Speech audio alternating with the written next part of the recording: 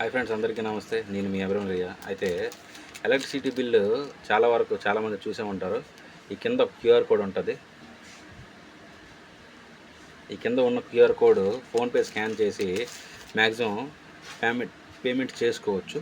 కానీ కొంతమంది ఏం చేస్తారంటే రీడింగ్ తీసి బిల్ ఇచ్చిన ఒక 7 డేస్ వరకే ఆ క్యూఆర్ కోడ్ పనిచేస్తుంది. ఆఫ్టర్ 7 డేస్ ఆ క్యూఆర్ కోడ్ పనిచేయదు. ఒకవేళ మీరు బిల్లు కట్టినా కూడా మళ్ళీ అంతే చూపిస్తుంటుంది. దయచేసి ఈ ఒక్క చిన్నది గమనించి బిల్లు కట్టుకోండి. ఒకవేళ మీరు కట్టేసిన అట్లా ఆ బిల్లు మీకు ఒకవేళ అది మైనస్ అయిపోద్ది.